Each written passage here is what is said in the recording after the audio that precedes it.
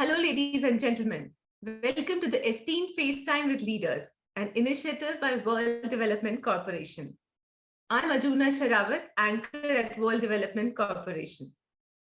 FaceTime with Leaders is a platform for industry titans to share their experiences, thoughts, ideas, and best practices in order to inspire one another and future leaders. In a nutshell, we attempt to encapsulate the multi-decadal learnings acquired by these industry leaders. We also hope that by conducting these FaceTime interviews, we can bring together a global community of eminent personalities. Great learnings from great leaders undoubtedly assist everyone by identifying, nurturing, and using the trade secrets that have proven successful formulae for many. And this is what we trust these sessions are, a gathering of industry stalwarts and a knowledge-sharing community. Today, we have one such veteran on FaceTime with Leaders with us, Major General Vikram Singh, retired. General Singh has served the nation by leading a team of 6 brigadiers and 50 colonels for training 1,800 middle-level army officers every year, among several other responsibilities he's handled since 1987 to 2022. General Singh joined the army after graduation. While in the service, he completed his MSc and then MPhil in Defense and Strategic Studies. Having worked in the army for about 33 years, the final position he assumed was Chief Instructor at Army War College. Welcome, General Singh, to FaceTime with Leaders. Thank you, Arjuna. It's a pleasure to be on this platform, and I'm humbled that you've chosen me to come and speak on this platform. Thank you so much. We are honored. General Singh, you have worked your whole life in the service of the nation. What values do you bring to the table with your transition to the corporate world? Arjuna, actually, 33 years, and if you count the training, that's one more year, 34 years, and I am a 5th generation army officer, so you could say 58 years of army environment teaches us a lot. And there are a lot of values that, veterans from the defense services bring to the table when they come to work in the corporate world, or for that matter, any other chosen place of work. I'll just list about 8 of them. And this is what I felt was the most important values that we bring to the table. The first being leadership itself. As an army officer is thrown into this role, whether he likes it or not, the very first day after he's commissioned as an officer, he has a minimum a body of 30 men, which he has to lead in war and peace. So whether he likes it or not, his learning on leadership starts right from there. Unlike the corporate world where you have managers who then become leaders, in the defense services, you are forced to be a leader and learn to be a manager. So when you hire a veteran from the armed forces, you can be rest assured that you have a person who's trained and experienced leader who can lead a team effectively in any situation. So leadership is one thing, one of the most important values a veteran brings to the table. Second is teamwork.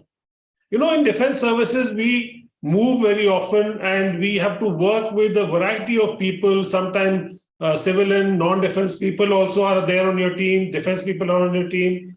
Every time you go 2 years, 3 years, you change, you find a new set of people. So teamwork and camaraderie is something which grows in our system, because without teamwork and camaraderie, you cannot survive in the defense services, because the team takes you, whether it is in operations or in administration or in peacetime. You are always a part of a team. And that is why how to be a good, effective team member is what is drilled into the psyche of a defense services officer or a veteran from the defense services. So this is the second important value that he brings to the table. Third is strong work ethic. Now, we are very trained to be responsible for what we do. And as responsible officers, you cannot say, I didn't know or I can't do it, because when the responsibility is thrust on you, it is for you to find ways and means to do it. So you learn this ethic of taking on the responsibility, understanding it, and then executing it to the desired level. So a strong work ethic is the third one. Then certain core values like commitment, integrity, accountability, loyalty, and service before self. These are few values which I clubbed in one as core values, which are again part of, because of the way you grow in the defense services, because the way the circumstances push you into, all these values become a second nature to your day-to-day living. Most importantly, ability to handle stressful situations.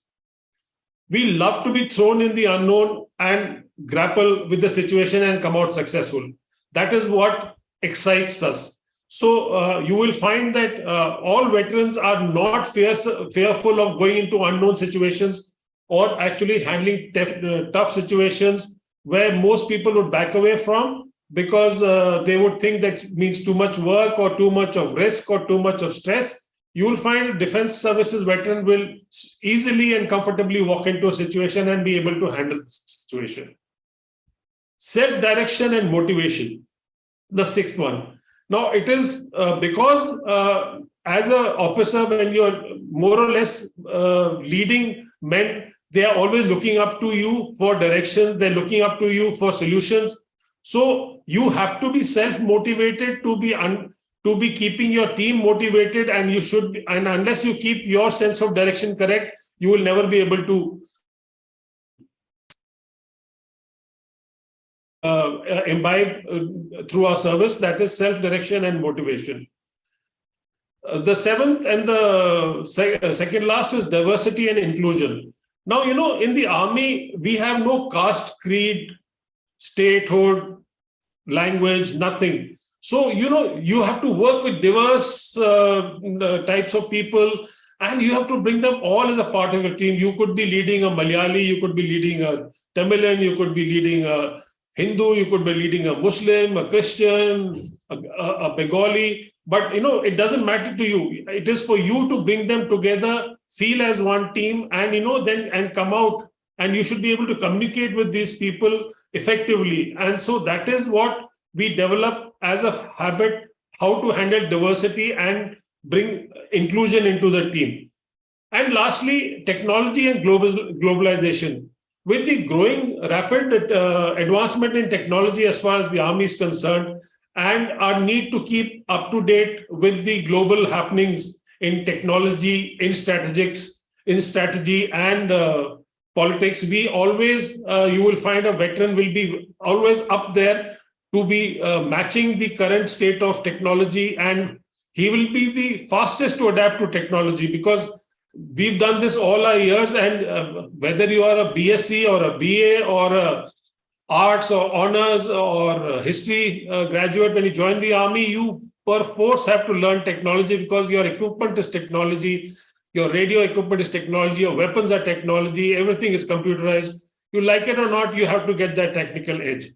So these are the 8 qualities that a veteran will bring to your table, and something which he has grown with, something which has become his second skin. You will find all these qualities, these 8 qualities will always be brought to the table by defense service veterans. Absolutely. And this will be such a big contribution to the corporate world. Now, coming to the challenges, I'm sure you would have faced many challenges during your career. How did you overcome them? Okay, Arjuna, I'll just, to make it a little interesting, I'll just talk about 3 challenges at various stages in my career. Now, as a young major, when I was operating in Jammu and Kashmir as part of the Rashtriya Rifles, and we were doing anti-terrorist operations, the biggest challenge I faced over there was to establish a brand new post in a jungle, in a mountain top, which is surrounded by jungle, never been occupied by the army. And me as a leader of a body of 120 men was tasked to go and occupy that post and, dominate the jungle from there. Now, J&K, I'm talking now, this is the time I'm talking of about 2001, 2002, when insurgency and militancy was at its peak. Though, of course, army, men are always ready for anything, but this was a tough situation because going to a place where nobody has been before, and, right from the logistics of how to, sustain yourself there, and you're on a mountain, you have to live on tents, and the it's above the snow line. So, it took a lot of planning and a lot of training and motivation to keep the men in a high morale to reach there. And, you can't lead the men or you can't get them to follow you unless you do it yourself or you lead them up the way. So whether it was training or whether it was planning, we had to do everything from the front, and convincing a body of 122 men to be able to go there confidently, occupy the post and stay there for operations was a huge task. And just because I was of teamwork, interaction with the men, my close association with them, explaining the situation to them, taking suggestions from them, because some of them have seen more action than you by the time you reach there. So, they also have a lot of good suggestions to give. So taking some good suggestions from them, I made them feel that this is their own target rather than my target. I made them feel that this assignment is theirs. So, when you make your team feel that it's not your assignment, but it's the assignment of the team, then their response is better and their involvement is better. So we could successfully occupy the post. And, on the humorous side, we had planned for everything in great detail. And the first morning that we were to make breakfast over there, my senior JCO, my contemporary, or he came up to me, "Sab, ek problem hai." So I said, "Kya ho gaya?" बोला सब कुछ आ गया साहब, लेकिन वो बेलन नहीं आया, सो अब वो पूड़ी नहीं बेल सकती because there is no बेलन to. But how innovative we are. One of the young boys said कि साहब कोई बात नहीं, वो अपनी तेल वाली शीशी होती है ना, that oil bottle, साहब उससे हम बना लेंगे पूड़ी. So, that was just the fun part of it. So the learning was that however detailed you think you have done your planning, you will find that there will always be an issue which is uncovered. So that was one. The second important challenge that I faced as a brigadier was when I was posted to the army headquarters, and we were tasked to raise an organization called Army Design Bureau. Now, this is the time of when Make in India had just started, and God bless his soul, Mr. Manor Parrikar was a defense minister. He selected 3 or 4 of us, and he told us, you just travel across the country to all the industrial heads, to all the IITs, and talk to them and encourage them to start investing in defense technology. So that was a huge, huge assignment. And everybody was looking down on us, saying that, how the hell are we going to do it? There was a lot of opposition. A lot of people said, yes, so you are going to tell, because when you tell these people what you need, obviously you are exposing something that you don't have. When you go to them, you tell them, we don't have this, so we want you to come and work on this. So then they say, to dushman ko pata lag jayega ki aapke paas ye sab nahi hai. But, it was our Honorable Prime Minister and then Manor Parrikar, they just rubbished all that. They said, just go ahead. And believe me, Arjuna, for 1 year, and I had a very tough boss. He wouldn't leave Delhi 5 days a week because it was work time. We would fly out on Friday evenings to the center, whether it was Visakhapatnam or Orissa or Jammu or Chennai or Coimbatore, and Saturday do our meetings, Saturday evening come back, or Sunday morning come back, write a report, Monday morning again in office. For 1 year we did this. It's a huge challenging assignment, but a lot of satisfaction because we could actually create a momentum in defense technology, Indianization of defense technology, which is there for everybody to see now. So when I sit back and I see those years that I spent in that organization, creating a new organization has a challenge of its own because you are running through bureaucracy. Actually, procedures are huge. You are shortcutting procedures. You are pleading with people. You are begging them to clear the file so that you get the powers to start taking decisions. It was a very challenging, but again, it is just sheer dedication and thought that what we are doing is for the greater good of the country. Come what may come. It was the own MOD bureaucracy, which was also not easy to overcome. But that sheer thought that we are going to do something great for our army and for the country by bringing Make in India in defense, because that is our largest, our foreign exchange goes maximum in defense technology. So that was a huge challenge which we successfully were able to overcome. Again, only dedication and just the single-minded thought that we are going to do this for the greater good, and all our training to be dedicated, to be focused on your job, self-directed, motivated, and that's how we could do that assignment.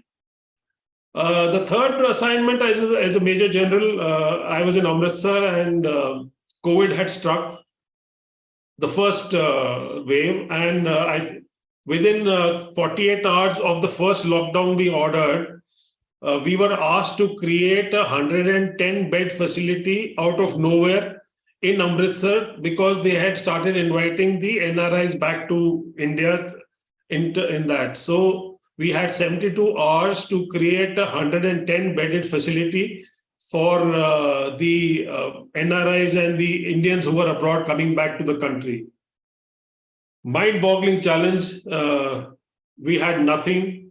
So we had to get men to vacate their accommodations, settle them somewhere, create an isolated environment for 150 bed, which included the bed, the bedding, the dining facility, the recreation facility, the facility to keep the doctors interned there, because doctors also couldn't come out. If you remember the first wave, we were very, very strict about, being quarantined and all that. So it took us, but yes, again, because of the single-minded focus, the teamwork, the entire team got together and we realized that it's a challenge for the country and we had to protect our countrymen and give them a safe feeling when they are coming back home.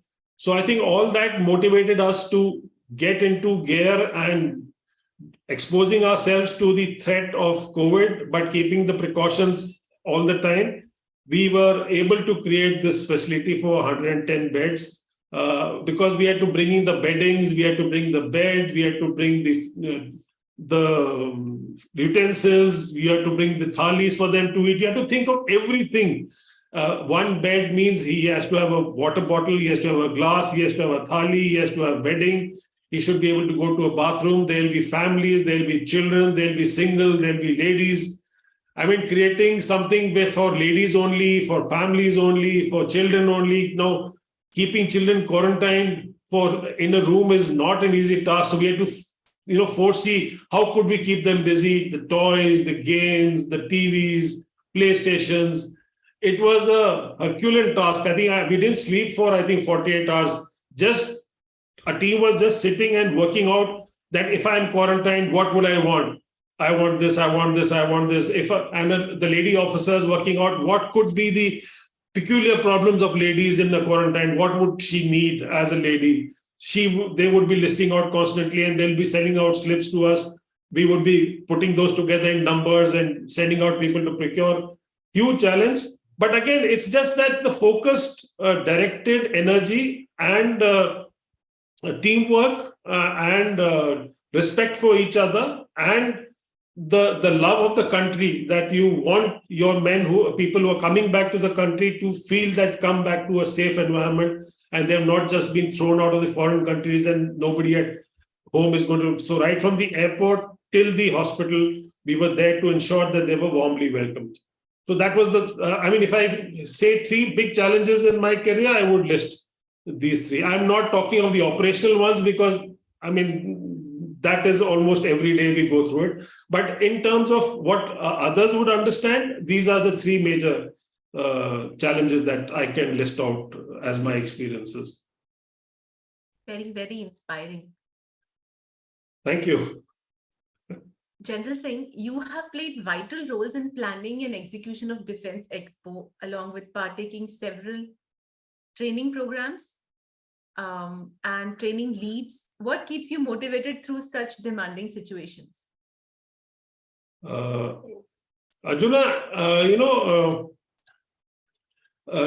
I've been lucky that I've seen a lot of varied activities, and Expos was a part of my duty when I was when we created this Army Design Bureau. We had to be part of, the Defense Expo was one of our huge responsibilities. The aero shows, we were co-hosting the aero shows with the Air Force.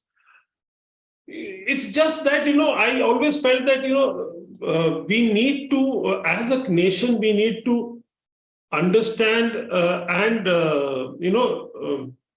be proud of your armed forces, because very little is known outside of what the armed forces actually do. So, we also wanted the country to see that we are equally well respected as an army outside the country also. So, just to prove to our country and to make them feel proud of themselves, we used to really put our heart and soul out on these Defense Expos, because a lot of footfall is from our own country, people who come to see these shows. And when they come and see the army, the kind of equipment that we've got and the kind of technologies that are being absorbed by their country and by their army, I thought it would give them a good insight and side by side motivate the young men to come and see that army is no longer just bhala pathar wali force. Now it is as technical and as technologically advanced as any other army in the world. So if you think that army is only about brawn and strength, it's no longer there. It is brawn, strength, courage, your knowledge, and your adaptability to the latest technology. The army today runs on a huge technology. So it's no longer just rifle uthaya, goli mari, and that's it. It's no longer that. Today, we are dealing in big data, we are dealing in artificial intelligence, we are dealing in analysis, we are doing sat images, we are doing, you name it, and every technology that is there. And that is what keeps us going, because we want more and more people to come and see. And another part of this whole exercise is to keep yourself what energizes me is the challenge is what energizes me. The challenge is what creates the go in me. And I never get tired of it. You will not find any defense services veteran, if he's thrown into a challenge, he'll never tire of it. He will be there till he sees it through and till he's satisfied that he's done what he could have done. And it's just that, we love to get into these situations and we love to do something and do it well. So we never tire of it. So actually that is what keeps me going, which kept me going now. Of course, I'm a veteran now. So. Wonderful. So General Singh, you've handled some of the most varied job responsibilities, namely procurement, training, diplomatic and doctrinal exchanges, handling technological fronts, and a lot more through your military career. How did you manage to handle such demanding and intricate roles? I was, one of the fortunate ones. If you want to just shortlist my career, I have done three important things, which one was operations, of course. That is a major part of it. The second important part was training. I've been an instructor in every army institution that is known for imparting instruction. I've been an instructor there. And of course, as a brigadier, I was also involved in the procurement of all our capital budget procurements. I was a main cog in the wheel in that.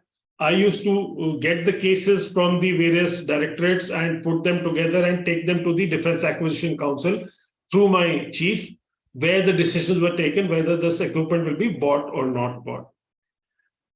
Three very varied experiences, but it's not only me. I think Army, we don't really, we are not really into specialization, if you, in the true sense of the word. Like today, if I'm doing operations, just to give you an example, as a brigadier, my first outing was in Sikkim on the border, that famous Doklam episode which happened. That was the area where I was deployed, but it happened after I had left. Imagine from operations coming straight into the Army headquarters and dealing with these capital procurement cases.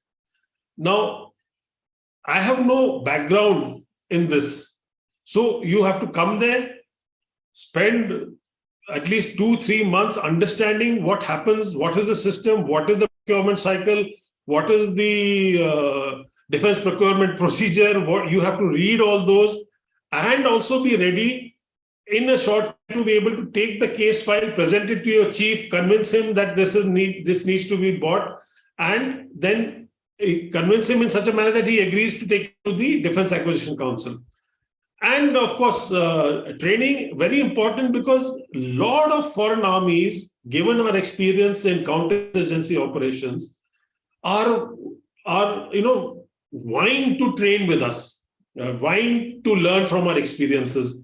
So when I was a general staff, colonel general staff in the counterinsurgency and jungle warfare school in Vairangte, we had the special forces of every country wanting to come and train with us. Now imagine Vairangte is a place, remote place in Mizoram. And as a country, the Americans want to come there. So you've got to showcase your best. Now creating an infrastructure which is suitable for the Americans and which they find good in training and administration was a big challenge. Getting things, the closest place was Guwahati, which was about 12 hours away, and by road. So, but it's again, what keeps you going is, it's my country, it's my army, I need to, do my best. Americans have to go back with their jaws dropped as to, and that is what happened. Because when they came, they first bought their reservists. And when the reservists went through the training, they said, this is not our level. We need the Green Berets. Green Berets are their topmost performers. So the next batch, we had a number of Green Berets who came in. A whole 120 of them came, and they just went back with their jaws down, and they couldn't believe that training could be so realistic and in a so administratively sound in a place which is so remote, where even they had to, because we didn't want them to go through the road, we got them by helicopters to land in the place where we trained them. So, you have to just be self-motivated and self-directed in such situations, because there's nobody going to tell you what to do and how to do. You are told, friend, this is your appointment, this is your job, this is what is coming ahead. Now it is for you to find your way. You will be facilitated. There are people to facilitate you, but there won't be anybody to tell you, do this, do that. You have to chart out your plan. You have to chart out your way ahead, and then use the facilitators to achieve what you want to achieve. So that is what we used to do, and that is what we were trained to do. So whether it was on the procurement front, or whether I was training in counterinsurgency in Vairangte, or in my last assignment before retirement when I was in the Army War College, I had almost 25 countries, officers, young officers, about 5 to 7 years service, coming to understand junior command leadership training. I used to train them on junior command is an officer of the range of 5 to 11 year services. Excuse me. How they will lead their body of men in war, in peace, how to administer them, how to train them. That was our training. And we had officers, foreign officers and ladies from 25 different countries abroad used to vie to come to those. When you are in an establishment where world over is well renowned, you have no other option but to do your best, put your head down, put your foot to the pedal and just go for it. And success comes your way, provided you work for it. And if you have worked your way, if you have done your due diligence, and if you have worked your priorities right, there is no way you will not succeed. So that's what kept me going in all these different kind of challenges that I have had in my 35 years. Again, very, very inspiring. Thank you so much for sharing this in so much detail. Thank you, sir. General Singh, since you are a corporate governance expert now, how do you envision changing the corporate world for good? Arjuna, actually, I'm sure you must be knowing that the whole corporate culture has actually been drawn from the army. If you go back and when the corporate world actually started and you see the way the hierarchy works, it is exactly the way the army was. And so they adopted from it and they have taken it notches higher, because we had to stay in a particular way of life because we were doing a specific job. But the corporate world has got myriad of choices. So they have adapted to the kind of changes or necessities of the hour. Those 8 qualities I told you in the beginning: my leadership, core values, inclusivity, these issues are what I want to bring to the corporate world. Now, and I've just been in the corporate world for now about 8. Ever since I retired, I was lucky to get picked up by this company that I'm working with. So in my observation, in fact, I've shared it with my chairman also. I said, unfortunately, what I see is that there are a lot of good managers in the corporate world, but there are very few leaders.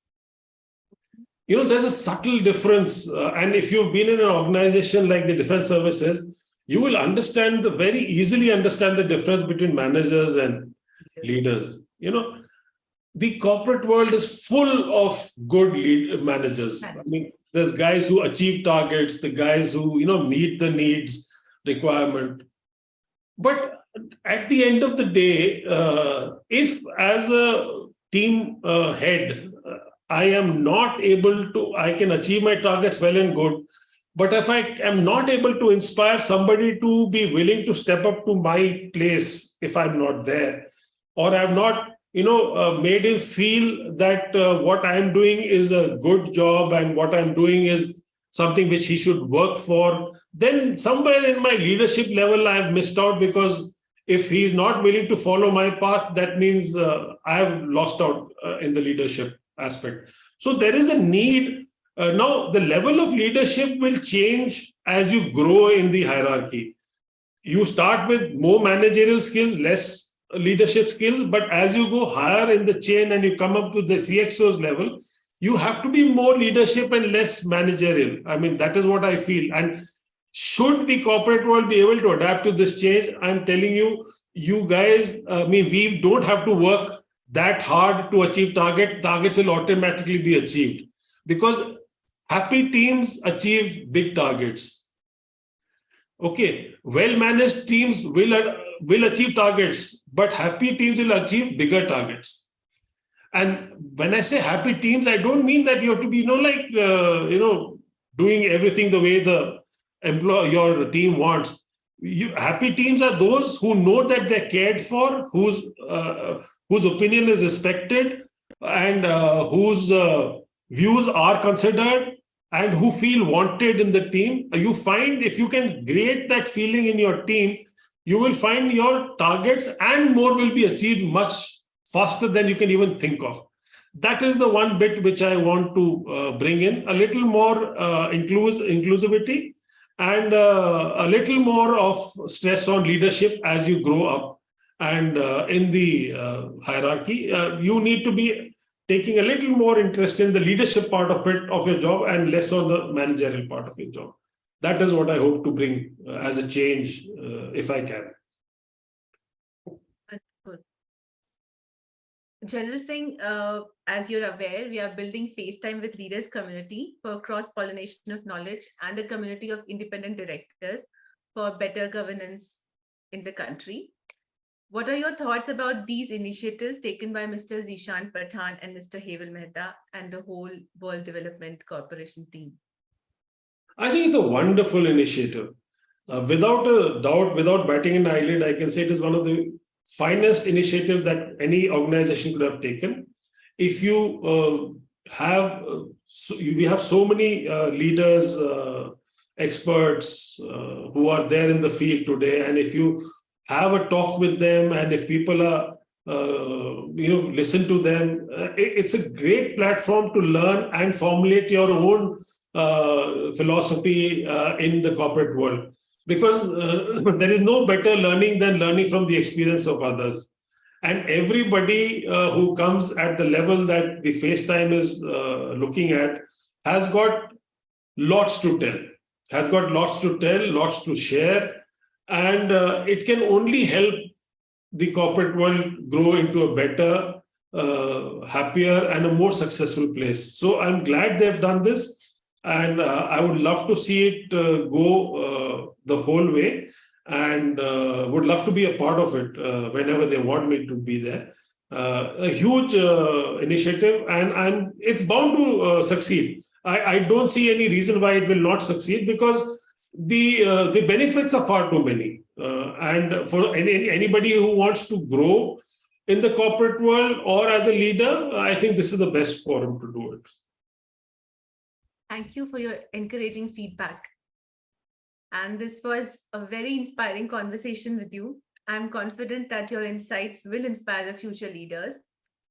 Thank you, General Singh, for joining us today.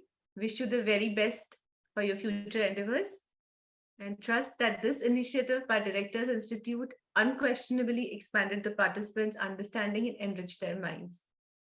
Thank you, Anjana. It's a pleasure to be here, and I look forward to any more such interactions. It will be only a pleasure to join them. And I've just taken my first steps in the corporate world, so I will also be wanting to learn a lot from this forum. So I'm looking forward to it going public, and let me also listen to some other leaders. Thank you so much. Thank you very much for having me here. I'm honored. Thank you. Pleasure. Pleasure.